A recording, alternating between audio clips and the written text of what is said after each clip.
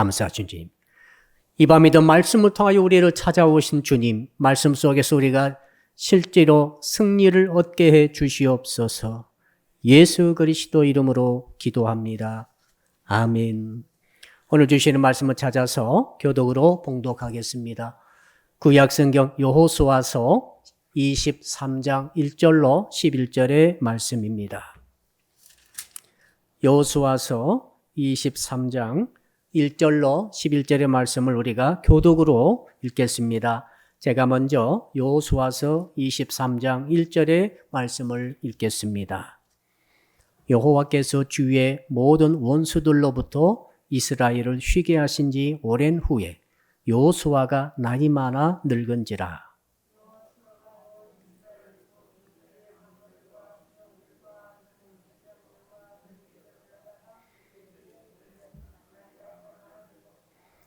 너희의 하나님 여호와께서 너희를 위하여 이 모든 나라에 행하신 일을 너희가 다 보았거니와 너희의 하나님 여호와 그는 너희를 위하여 싸우신 이시니라.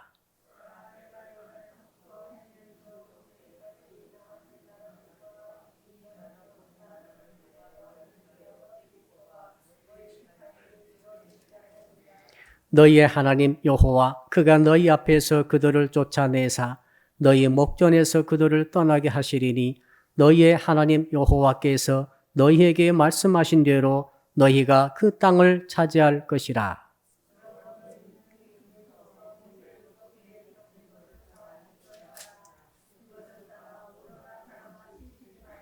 너희 중에 남아있는 이 민족들 중에 들어가지 말라. 그들의 신들의 이름을 부르지 말라. 그것들을 가리켜 맹세하지 말라. 또 그것을 섬겨서 그것들에게 절하지 말라.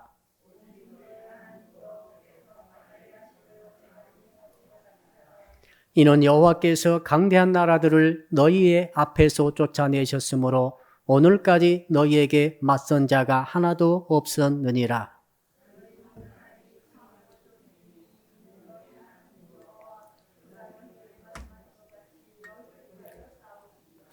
11절을 같이 보겠습니다. 그러므로 스스로 조심하여 너희의 하나님 여호와를 사랑하라.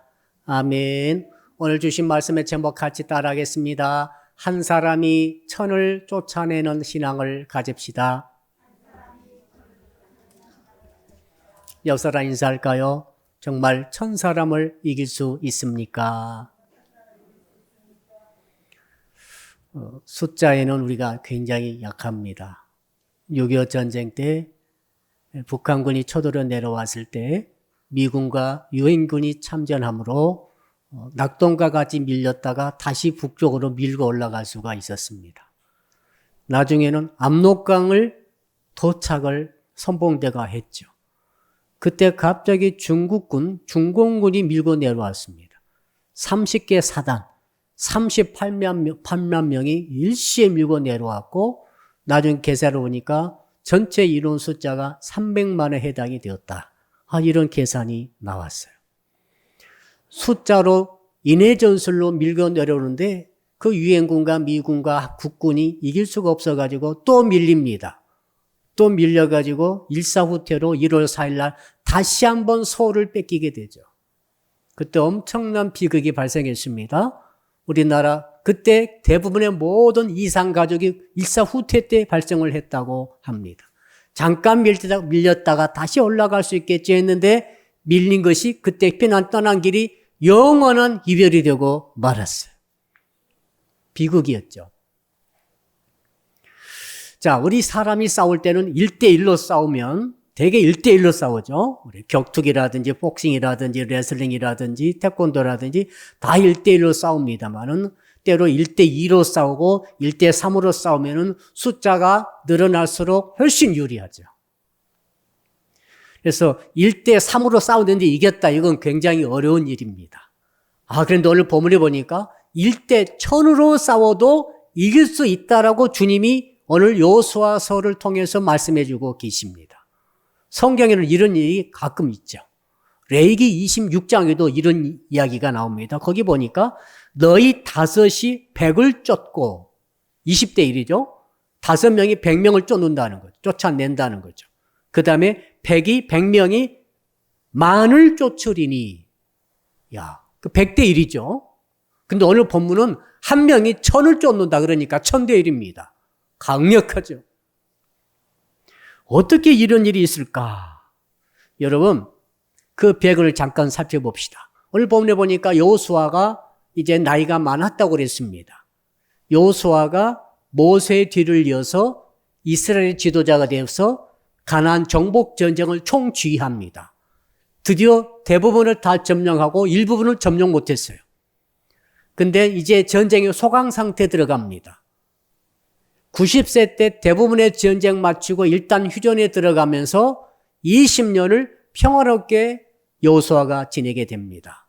그래서 말년에 여호수아가 평안하게 20년을 보내고 드디어 110세가 됐는데 하나님께서 부르실 그날이 가까워왔습니다. 임종을 눈앞에 두고 여호수아가 모든 족장들을 다 부릅니다. 지도자들을 다 불렀어요. 그리고 이제 마지막 유언과도 같은 말씀을 남기는 거죠. 참 유언의 말씀이 중요한 줄로 압니다. 우리가 세상을 다 살고 이제는 떠나게 될 때 영적인 자녀와 육적인 자녀 할 것 없이 연육간의 자식들을 다 모아놓고 이제는 말을 해야 될 것 아닙니까? 무슨 말을 하고 갈 것인지 여러분 준비를 하고 있습니까? 볼테르라는 사람이 있었어요. 프랑스의 무신론자입니다. 이 사람은 평생 무신론자로서 살다가 이제 죽을 때가 돼가지고 병원에 입원해서 이제 죽어가는데 담당 의사에게 그런 말을 했다고 합니다. 난 너무 두려워 죽겠다. 만일에 당신이 나에게 6개월만 더 살게 해주면 내가 내 모든 재산을 다 주겠다. 이렇게 타협을 했다고 합니다. 그러면서 나는 너무 다 두렵다. 이 말을 남기고 죽었어요. 홉스라는 사람도 있습니다. 이 사람도 무신론자죠. 이 홉스라는 사람은 회의론자죠. 토마스 홉스. 이 사람은 내가 세상을 다 가지고 있다고 한다면은 단 하루만 생명 시켜줘도 그 모든 전 세계를 다 주겠다. 여러분, 전 세계 다 줘도, 전 세계 땅을 다 줘도 하루 생명 연장을 못 합니다. 이 홉스가 말이죠. 그래서 또 이런 말도 했어요. 내가 들어가게 될 내세, 저 세상에 대해서 조그만 구멍 뚫어져서 내가 다 볼 수만 있으면 얼마나 좋을까. 아무것도 모르는 상태에서 눈을 감고 죽어야 되는 홉스 자기 자신의 모습을 참 회의적으로 쳐다보면서 그런 비참하게 죽음을 맞이했다 하는 것이죠. 그에 비해서 말했죠. 감력의 창시자 웨슬리 목사님께서는 이렇게 말씀하시면서 돌아가셨습니다. 그가 했던 마지막 말은 이 말입니다. 세상에서 가장 귀한 것은 하나님과 동행하는 것이다. 할렐루야. 왜? 하나님과 동행하고 하나님과 함께하는 사람은 죽음이 무섭지 않습니다. 이 죽음 후의 영역이 하나님의 영역 아닙니까? 거기는 지금 계신 하나님이 그쪽에 계십니다. 여기 있었던 가족도 거기에는 없고 여기에 있었던 모든 것도 물질도 집도 아무것도 그쪽은 없습니다. 그러나 하나님은 그곳에 계십니다. 그래서 아마 웨슬리 목사님께서는 평생 하나님과 동행하다가 보니까 가장 귀한 것이 하나님과 동행하는 것이구나. 하나님과 동행하다 보니까 내가 죽음이 와도 무섭지 않다라고 하는 것을 표현한 줄로 압니다. D.L. 무디라고 하는 유명한 붕사 그분께서는 이렇게 말했다고 합니다. 땅이 물러간다. 땅이 막 물러가는 것이 느껴졌던가 봐요. 그러고 이제는 뭐가 옵니까? 천국이 열리고, 하늘이 열리고 땅은 물러가고 이것을 경험을 했어요. 그러면서 그가 이렇게 말했습니다. 하나님이 나를 부르시는구나. 얼마나 안정되고 평안한 속에서 담대하게 죽음을 맞이하고 있습니까? 릭 워런 목사님이라고 세드백 교회 담임 목사님이 계신데 그분이 목회 헌신하게 됐던 계기를 이렇게 말하고 있습니다. 당신의 아버지가 80살 때 이제 돌아가시고 계세요. 이제 가쁜 숨을 내쉬고 계시는데 그 병상에 지키고 있었는데 그 아버지가 말이죠. 마지막 무슨 말씀 하시는가 하면 계속해서 수백 번 외치는 말이 있었습니다. 한 영혼이라도 구원하라. 한 영혼이라도 구원하라. 이걸 계속 말하는 거예요. 중얼거리면서 그러면서 옆에서 울고 있는 자기 릭 워런을 딱 머리에 손을 얹으면서 워런아 너 살아있을 때 한 영혼이라도 더 구원하라. 이렇게 계속 간절하게 말하고 기도를 하더라는 것입니다. 그래서 이 말을 들을 때 룩 워런은 그때 결심했다고 합니다. 앞으로 내 남은 생애를 한 영혼 구원하는 데 나는 바칠 것이다 라고 결단을 했다고 합니다. 그 결심의 결과가 세들백 교회라고 하는 것입니다. 사랑하는 성도 여러분, 오늘 본문에 여호수아는 뭐라고 했을 것 같아요? 110세가 됐습니다. 역전의 용사예죠. 모세의 눈에 들어서 모세에게 충성 다하다가 모세 비서실장 근무하다가 모세가 죽은 후에는 후계자가 되어서 하나님으로부터 지명받고 모세로부터 기름 부음 받고 이렇게 해가지고 이제 지도자가 돼서 여호수아가 이제 총지휘를 하면서 가나안 땅을 점령까지 했고 이제는 얼마 남겨두지 않았지만은 일부 점령하지 못한 부족들 빼놓고는 다 점령한 상태에서 이제 마지막 후손들에게 말을 합니다. 그 핵심이 10절이죠. 우리 10절 한번 같이 읽어봅시다. 핵심입니다. 10절 시작. 너희 중 한 사람이 1000명을 쫓으리니 이는 너희의 하나님 여호와 그가 너희에게 말씀하신 것 같이 너희를 위하여 싸우심이라. 무슨 말입니까? 지금까지 우리 이스라엘이 백성이 이렇게 정말로 가나안 땅은 자기 땅이 아니었지 않습니까? 옛날 아브라함에게 약속했던 땅이지만은 실제로는 가나안 7족속이 찾아와 살던 수백 년 찾아와서는 그 땅을 어째서 우리가 이렇게 점령했는지 아느냐? 하나님이 우리를 위해서 싸워주셨기 때문이다. 이렇게 결론을 내려준 거죠. 그러므로 지금 점령하지 못한 지역이 있을 것이다. 이 점령하지 못한 지역을 점령해야 되는데 내가 죽더라도 두려워하지 말 것이고 내가 가더라도 너희들은 하나님이 너희를 위해서 계속해서 싸우시게 하라는 거예요. 이것이 비결이라는 것이죠. 저는 오늘 말씀을 준비하면서 그런 생각이 왔습니다. 야, 이 세상 누가 한 사람이라도 혹은 10사람이라도 단 10사람만 나를 위해서 생명 바쳐서 나를 돕고 나를 위해서 싸워준다고 한다면은 얼마나 든든할 것인가. 그런데 전능하신 하나님이 나를 도우시고 나를 위해서 싸워주신다고 하신다면은 나는 가나안 땅도 점령할 수 있겠다. 오늘 말씀대로 1000명을 물찌를 수 있겠다는 사실이죠. 이것이 내 마음속에 소망으로 다가오게 되었습니다. 옆 사람 인사합시다. 당신을 하나님이 도와주시기를 소원합니다. 세상에 정말 싸움이 많습니다. 치열한 싸움이 벌어지고 있어요.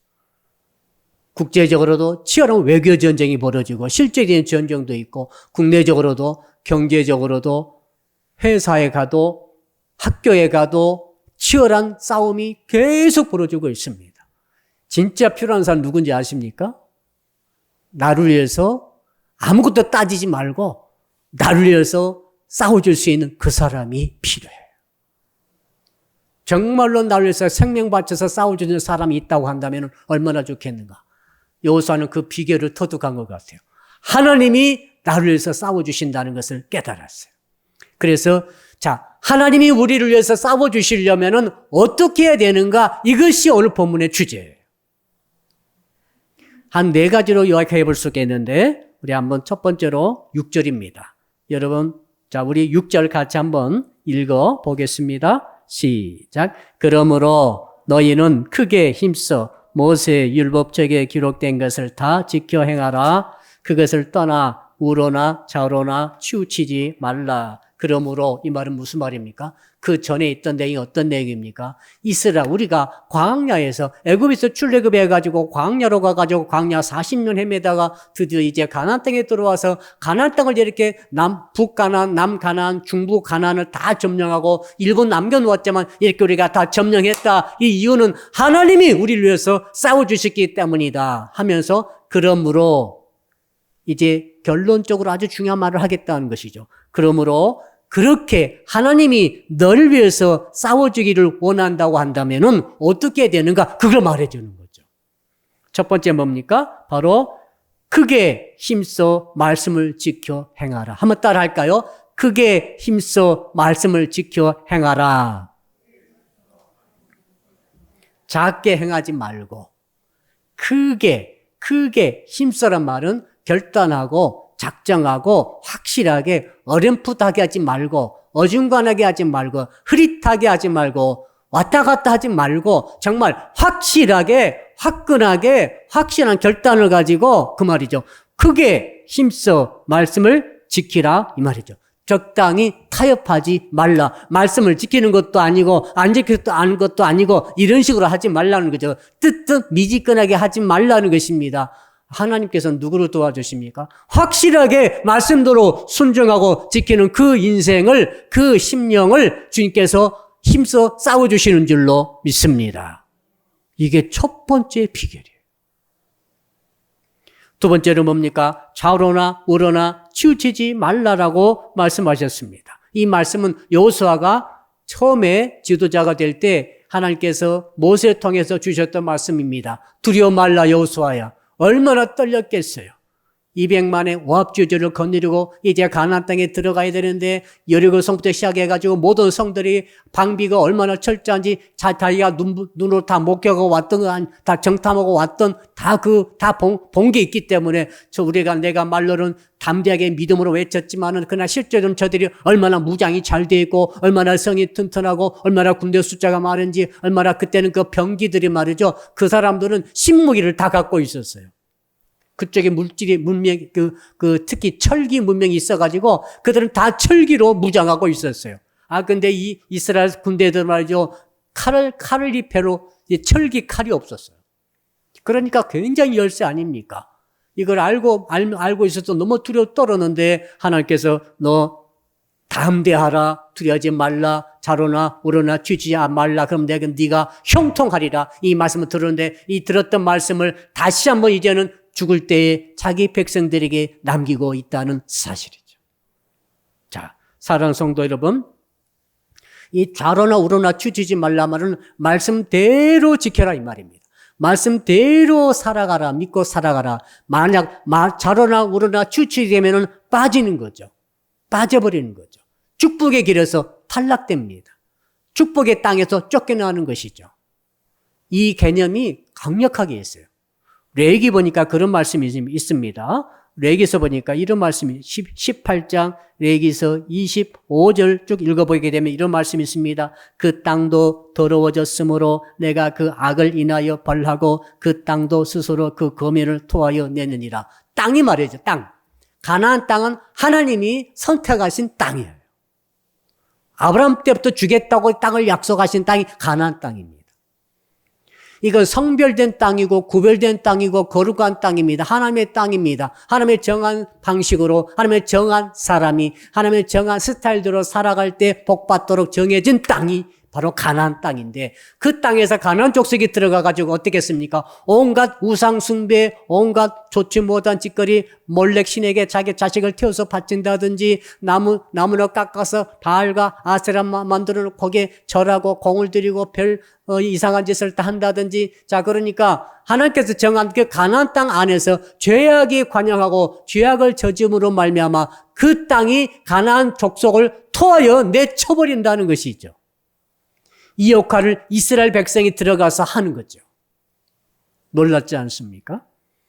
레위기 18장 28절에도 나옵니다. 너희도 더럽히면 그 땅이 너희 있기 전 거민을 토함같이 너희를 토할까 하노라. 지금 하나님께서 이스라엘 백성들에게 하신 말씀이 그 말씀 아닙니까? 이제 내가 너희들을 그 땅에 들여보내겠는데 이유가 있다. 이 가난한 사람들이 내가 정한 그 땅 안에서 이상한 짓을 죄를 범하로 말미암아 그 땅의 가난한 족을 다 토해내 버리는 것이다. 이제 내가 너희에게 주겠다. 근데 너희가 들어가서 얻었을 때 너희들도 그 가난한 사람들처럼 그 속에 들어가서 좌로나 우로나 치우쳐버리고 말씀대로 살지 못하게 되면은 그 땅에 너희를 토해내 쳐버릴 것이다. 불행히도 이 일이 실제로 일어났죠. 언제 일어납니까? 바벨론에게 망하고 아수르에게 망해가지고 북이스라엘도 남유다 전부 다 축출되지고 사방팔방 전 세계로 토하여 내쳐지는 은혜 역사가 있었던 걸 우리는 기억하고 있습니다. 말씀 말이죠. 우리가 말씀을 지키지 않으면 말씀대로 살지 못하게 되면 땅이 우리를 가만두지 않아요. 땅이 우리를 토해버립니다. 땅에서 우리는 하나님께서 주신 복을 받아 누릴 텐데 땅에 토해내져 버리면 우리는 어디 가서 뭐합니까? 유리에 방랑하면서 고생을 하게 되죠. 그 말씀을 지금 주시고 계십니다. 자, 아담과 하와 생각해 봅시다. 하나님께서 아담과 하와에게 어디 땅을 주셨어요? 에덴 동산을 주셨어요.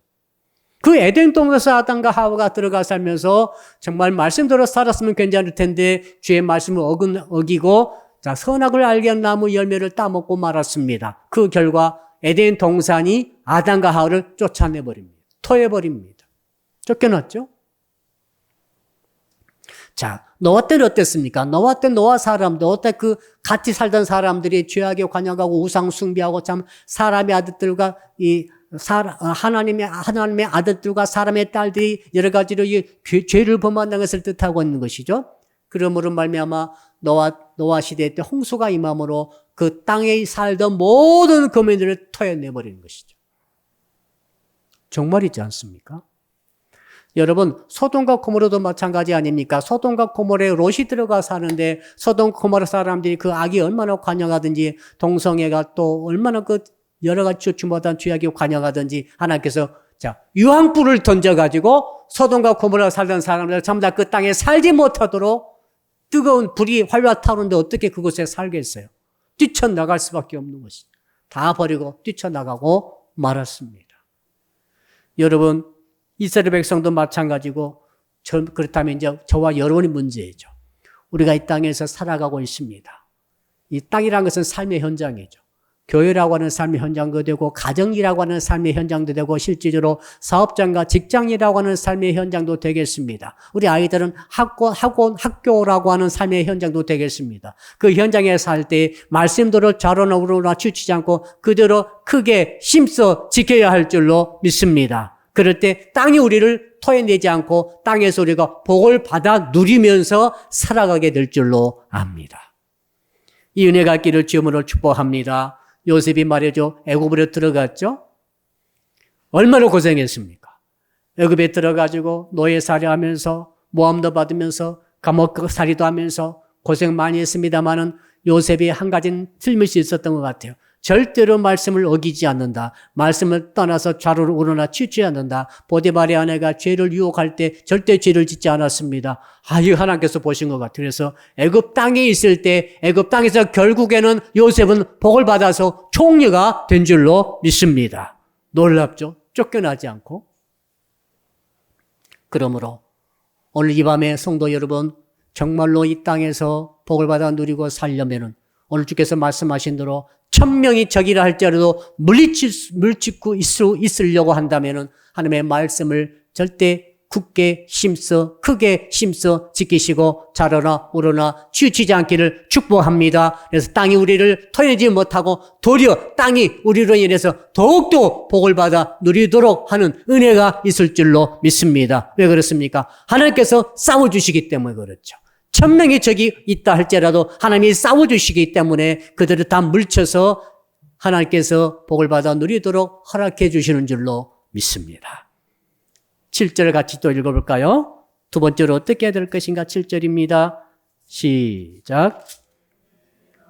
이 민족들 중에 들어가지 말라. 그들의 신들의 이름을 부르지 말라. 그것들을 가리켜 맹세하지 말라. 또 그것을 섬겨서 그것들에게 절하지 말라. 이 민족들 중에 들어가지 말라. 여러분, 자, 이 터라고 하는 것은 수백 년 살았던 사람들의 터라고 하는 것이 그게 영적으로 강력한 것들이 거기에 다 들어가 있었어요.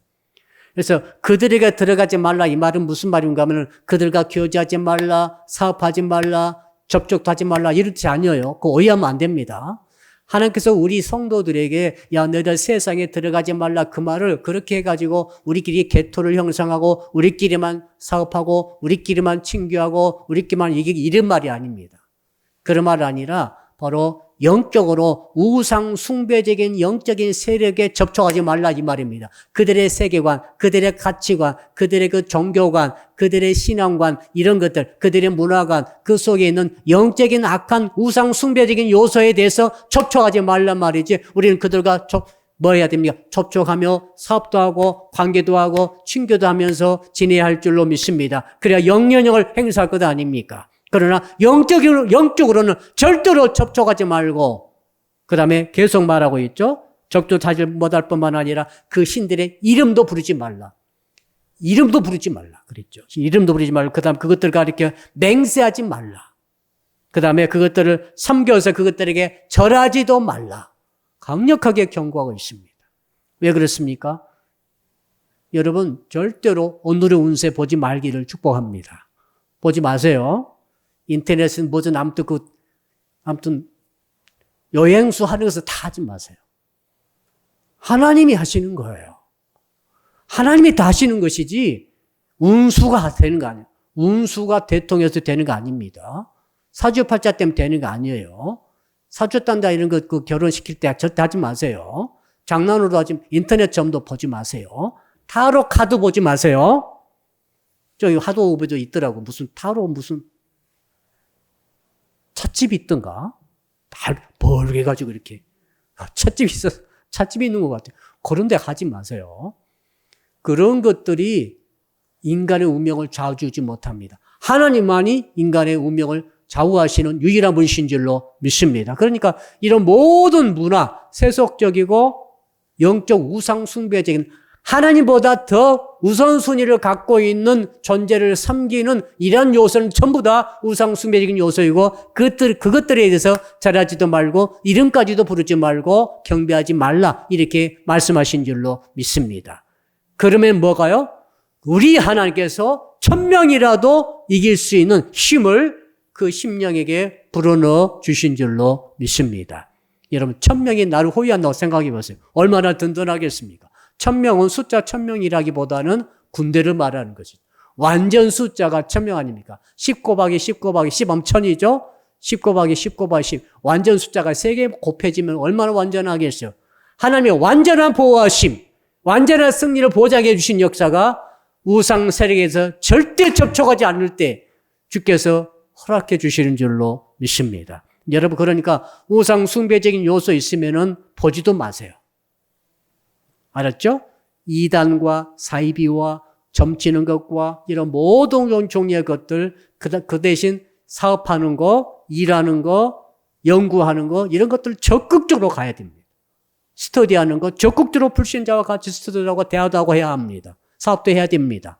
그러나 영적인 것에 대해서는 확실하게 머뭇거리지 말고 구원은 예수 그리스도를 통해서만 얻습니다라고 말을 해야지. 열심히 불교 다니신 분들에 대해서는 그럴 수 있다고 말하든지 이렇게 타협적인 요소는 주께서 굉장히 싫어하세요. 1000명이 돕다가 1000명이 나를 공격할 수도 있어요. 놀라운 일이죠. 자, 그 다음에 마지막 세 번째로 한번 보겠습니다.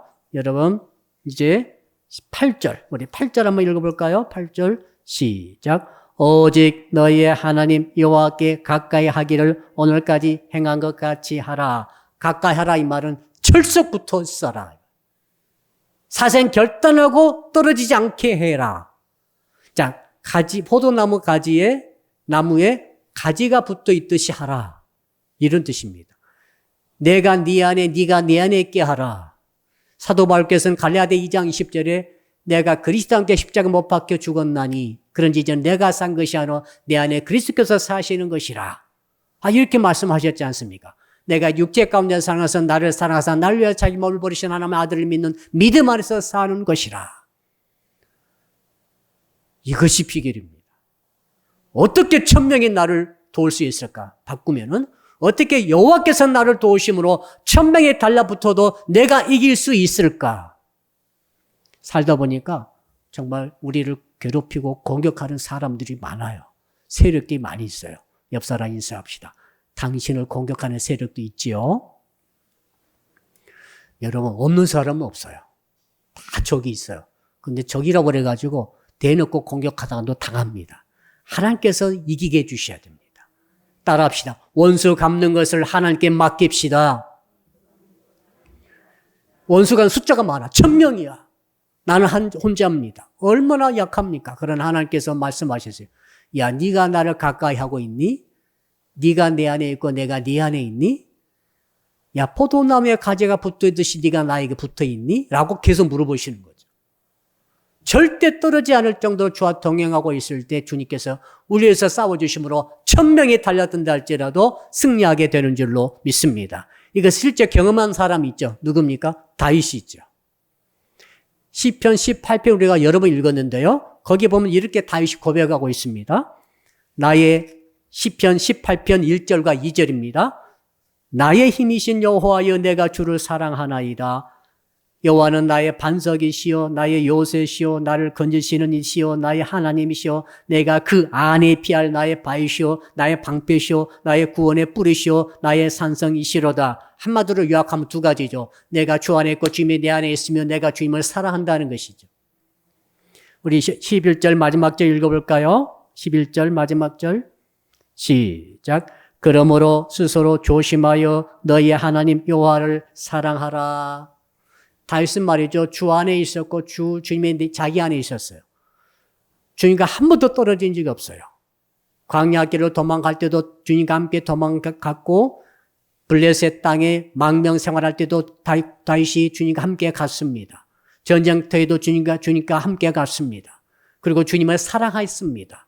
그러므로 주님을 사랑으로 저와 더불어서 동행했던 이 다윗이 말이죠. 1000명이 적에 달라든다 할지라도 이겼다고 하는 고백이 시편에 계속 나오고 있는 것이죠. 여러분, 마지막 비결을 한번 우리가 나누겠습니다. 사도 베드로에게 주님께서 부활하신 주님이 나타나셨죠.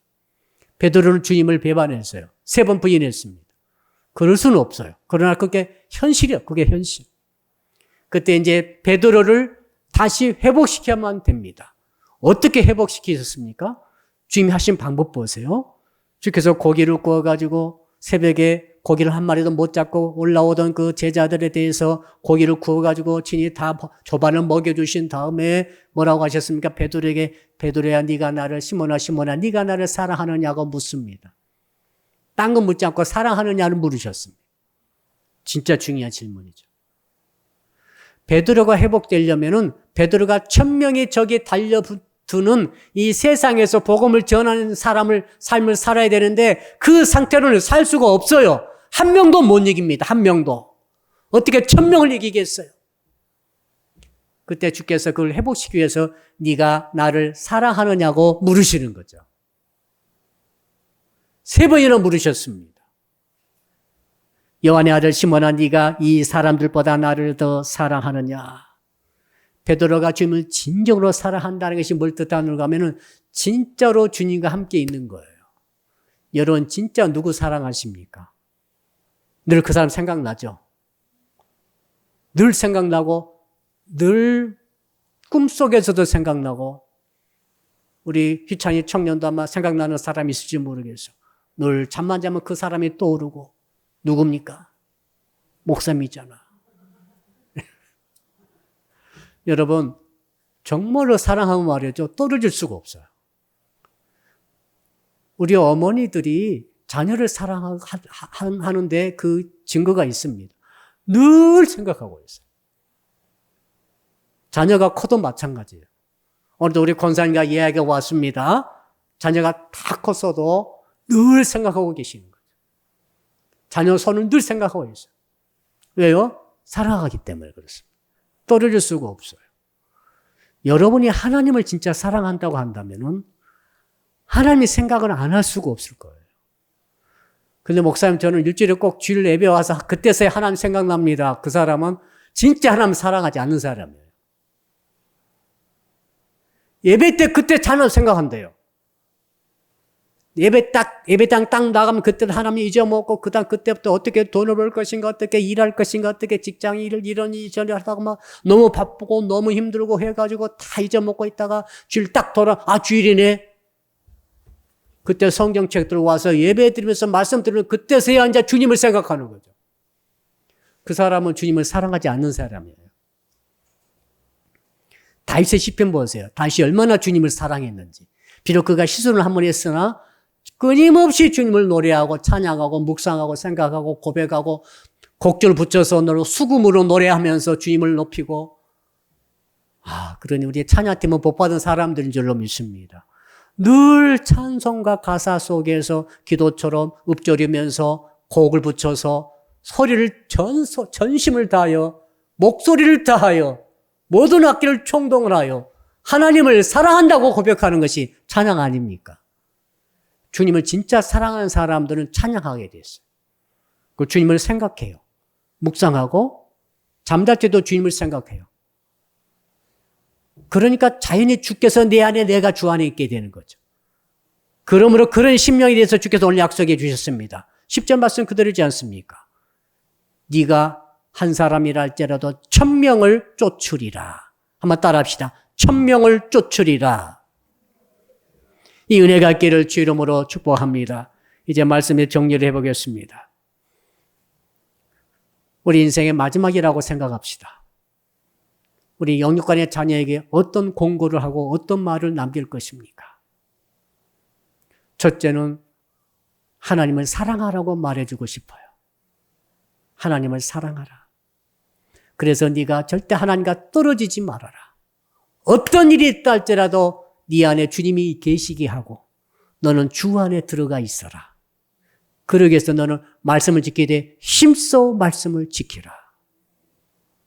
그러기 위해서 네가 세상의 세속적인 모든 문화, 우상 숭배적인 세상 속에 산다 할지라도 우상 숭배의 영에 절대로 접촉하지 말라. 절대로 그것들에게 그들의 이름도 부르지 말고 그것들에게 경배하지 말고 그것들에게 절하지도 말고 섬기지 말라. 이것을 심써 확실히 확정적으로 행하라. 그럴 때 하나님이 널 위해서 싸워 주시리라. 그럼 너는 1000명에 달려든다 할지라도 1000명을 네가 쫓아낼 것이다. 이 실제적인 은혜가 저와 성도 여러분의 모든 삶의 터전에 일어나기를 주 이름으로 축복합니다.